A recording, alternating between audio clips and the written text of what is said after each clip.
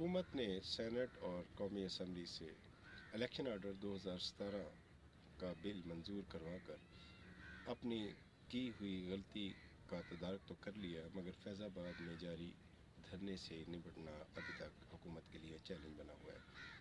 گو کہ اسلام آباد high court نے آج اپنے جاری حکم میں اسلام آباد انتظامیہ کو حکم دیا ہے کہ آئندہ 24 گھنٹوں میں اس دھرنے کو طاقت یا مذاکرات کسی بھی صورت میں ختم کیا جائے۔ حکومت کے لیے یہ ایک بہت بڑا چیلنج ہے۔ وفاقی وزیر داخلہ احسن اقبال یہ بار بار کہہ رہے ہیں کہ وہ ماڈل ٹاؤن جیسا کوئی دوسرا سانحہ برپا نہیں کرنا چاہ رہے۔ حکومت کے لیے یہ ایک اور بڑا چیلنج یہ بھی ہے کہ اس دھرنے کے منتظم جماعت لبیک یا رسول اللہ انتخابی عمل کا حصہ بن چکی ہے۔ گو کہ یہ جماعت ابھی تک رجسٹرڈ نہیں ہے الیکشن کمیشن سے، مگر ان کے امیدوار آزاد حیثیت میں انتخابات میں حصہ لے چکے ہیں، اور اس دھرنے سے حکومت جس بھی انداز سے نپٹتی ہے اس کا منطقی انجام الٹیمیٹلی اگلے الیکشن تک اثرات لیے ہوئے ہیں۔ حکومت کی طرف سے یہ کہا تو جا رہا ہے کہ دھرنے کو آئندہ 24 گھنٹوں میں ختم کرنے کے لیے اقدامات کیے جائیں گے، تاہم دکھائی یہ دے رہا ہے کہ حکومت اس دھرنے کو عدالتی حکم کے مطابق آئندہ 24 گھنٹوں میں شاید ختم کرنے میں کامیاب نہ ہو سکے، کیونکہ دھرنے کے قائدین اپنے مطالبے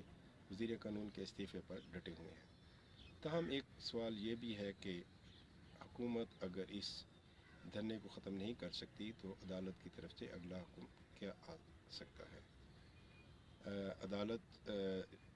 کو انتظامیہ کی طرف سے 24 گھنٹوں کے بعد کیا رپورٹ پیش کی جاتی ہے؟ تاہم اقتدار کی غلام گردشوں میں یہی کہا جا رہا ہے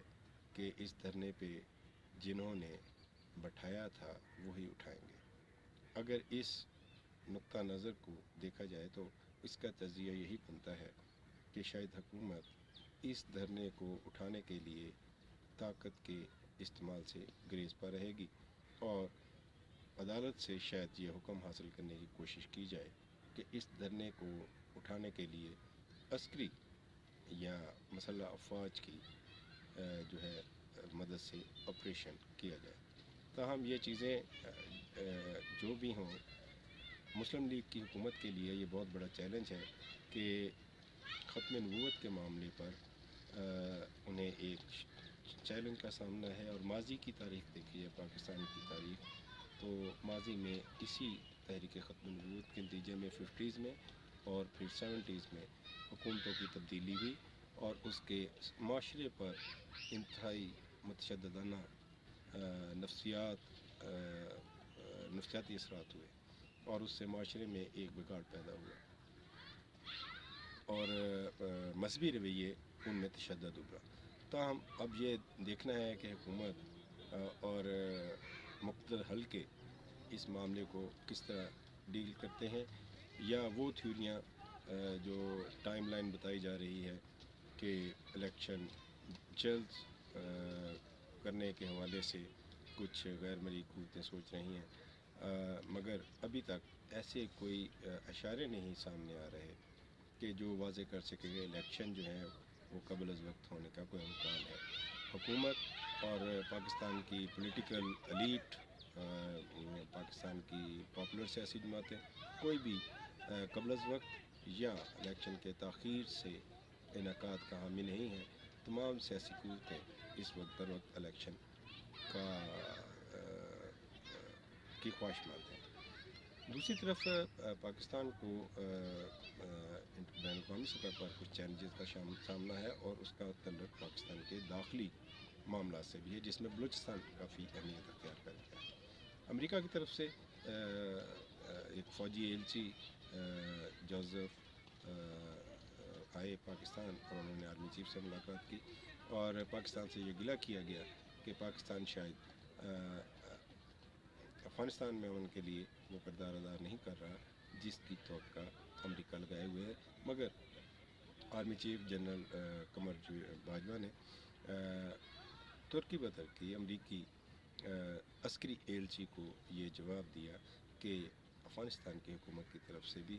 ابھی تک سرحد پار دہشت گردی کو روکنے کے لیے کوئی اقدامات نہیں کیے گئے۔ تاہم امریکی میڈیا میں پاکستان کے ایٹمی پروگرام اور پاکستان کی ایٹمی رویے کے غیر ذمہ دارانی کو ابھارا جا رہا ہے۔ امریکی تھنک ٹینک کے حوالے سے ایسے تبصرے انٹرنیشنل میڈیا پر اور امریکی میڈیا میں آ رہے ہیں جس میں کہا جا رہا ہے کہ پاکستان ایک غیر ذمہ داری ایٹمی لائحہ عمل کا شاید مظاہرہ کر سکتا ہے، اور اس بات کو جوڑا جا رہا ہے joint chief of staff committee کے چیئرمین جنرل زبیر کے حالیہ بیان سے، جس میں انہوں نے کہا تھا کہ مسئلہ کشمیر پاکستان اور بھارت کے درمیان ایک جوہری جنگ کا موجب بن سکتا ہے۔ تاہم امریکہ کے تھنک ٹینک جو ہیں اس بات کو پروپیگیٹ کر رہے ہیں کہ پاکستان نے کارگل کے مرحلے پر بھی، جب کارگل جنگ تھی پاکستان اور بھارت کے درمیان، اس وقت اپنے ایٹمی سازوں کو محرک کیا تھا۔ تو اس حوالے سے پاکستان کو ایک غیر ذمہ دارانہ ریاست کی الزام کا بھی پروپیگنڈا کیا جا رہا ہے۔ دوسری طرف بلوچستان میں حالات جو ہیں وہ کافی کشیدہ ہیں۔ پورے سال کے دوران بلوچستان میں چھوٹے اور بڑے دھماکوں نے کوئی 400 سے زائد سویلین شہید ہوئے ہیں، جبکہ جو ہمارے فورسز کے جوان ہیں ان کی تعداد شہید ہونے والوں کی وہ سویلین سے دگنا ہے بتائی جا رہی ہے۔ جو ڈیٹا اس وقت اویلیبل ہے آن لائن بلوچستان میں جو حملے ہوئے ہیں اس حوالے سے، سوشل میڈیا پر بلوچستان سے تعلق رکھنے والی جماعتیں، کالعدم جماعتیں ایسا پروپیگنڈا کر رہی ہیں کہ بلوچستان میں دوبارہ قوم پرست جماعتیں جو ہیں آزادی کی حامی جو گروپس ہیں علیحدگی پسند، وہ متحرک ہوئے ہیں اور انہوں نے اٹیکس کیے ہیں، اور جس کی ذمہ داری وہ سوشل میڈیا پر اپنی پوسٹوں میں ببانگ دہل قبول کرتے ہوئے دکھائی دیتے ہیں۔ 2 دن پہلے قومی اسلامتی کمیٹی کا اجلاس ہوا وزیر اعظم کی طرح، جس میں عسکری قیادت بھی موجود تھی، اور اس میں بلوچستان کی صورتحال پر تشویش کا اظہار بھی کیا گیا تھا۔ جبکہ بین الاقوامی سطح پر لندن میں اور امریکہ میں،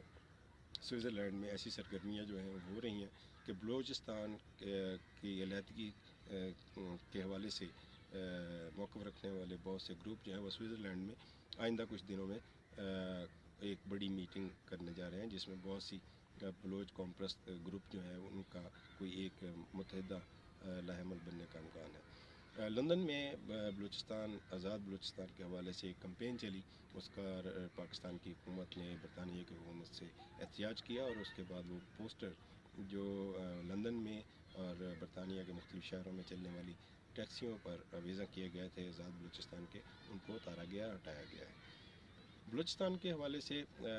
ابھی جو تازہ ترین اطلاعات ہیں، ملٹری فورسز نے آپریشنز کیے ہیں پچھلے دنوں بلوچستان میں کوئٹہ اور دوسرے علاقوں میں سیکورٹی فورسز پر حملے ہوئے، 2 اہم سرکاری اہلکار ان کو شہید کیا گیا، مگر اب پاکستان کی فورسز نے اس کے جواب میں ایک لائحہ عمل اختیار کیا ہے بلوچستان کے حوالے سے، اور یہ بھی حکومتی سطح پر یہ سوچا جا رہا ہے کہ بلوچستان کے لیے کوئی معاشی جو پیکیج ہے وہاں کی عوام کی صورتحال کی بہتری کے لیے وہ جاری کیا جائے۔ تاہم بلوچستان کے حوالے سے بہت سی میزریز جو ہیں وہ سامنے آتی ہیں۔ پارلیمنٹ کے اجلاسوں میں، پارلیمنٹ کے کمیٹیز کے اجلاسوں میں بلوچستان کے اراکین اسمبلی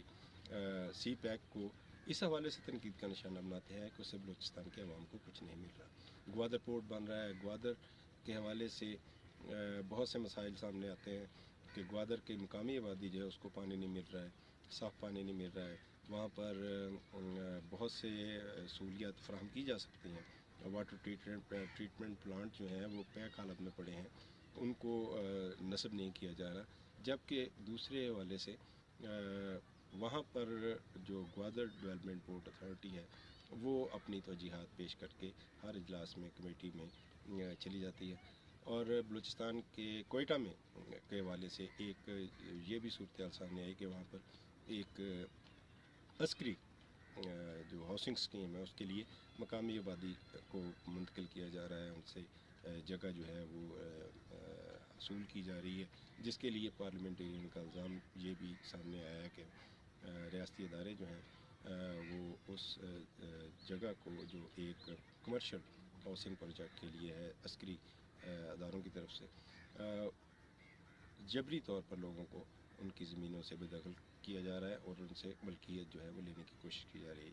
تاہم یہ معاملہ سینٹ کی قائمہ کمیٹی میں بھی زیر بحث ہے اور اس پہ ابھی معاملات جو ہے وہ آگے بڑھ رہے ہیں۔ مقامی آبادی کے اور کے درمیان پارلیمنٹ کی کمیٹی جو ہے وہ مسالت کرنے کی کوشش کر رہی ہے۔ بلوچستان کو سی پیک کے حوالے سے بڑی اہمیت کا عمل ہے اور بلوچستان میں یہ کہا جا رہا ہے کہ مختلف بین الاقوامی دہشت گرد تنظیمیں بھی وہاں سرگرم عمل ہیں۔ کامپرس جو علیحدگی پسند گروپ ہیں ان کی پوسٹوں پر یہ کہا جا رہا ہے کہ جند اللہ جو ہے وہ اور طالبان کے گروپ اور جو فرقہ وارانہ گروپس ہیں وہ بھی بلوچستان میں منافرت پھیلانے میں اور دہشت گردی میں ملوث ہیں۔ تاہم پاکستان کے لیے یہ بہت بڑا چیلنج ہے۔ سی پیک جو ہے وہ پاکستان کا مستقبل سے جڑا ہوا قرار دیا جاتا ہے، مگر ابھی تک حکومت کی طرف سے اور عسکری قیادت کی طرف سے بلوچستان میں وہ امن کے جو دعوے سامنے آتے رہے ہیں وہ پورے ہوتے دکھائی نہیں دے رہے، اور اس حوالے سے آنے والے دنوں میں بلوچستان ایک خاص اہمیت اور خاص چیلنج کا بنتا دکھائی دے رہا ہے پاکستان کے مختلف حلقوں کے لیے، پاکستان کی حکومت کے لیے، پاکستان کی ریاست کے لیے۔ آج کے لیے اتنا ہی۔ معظم تبسم، اسلام آباد۔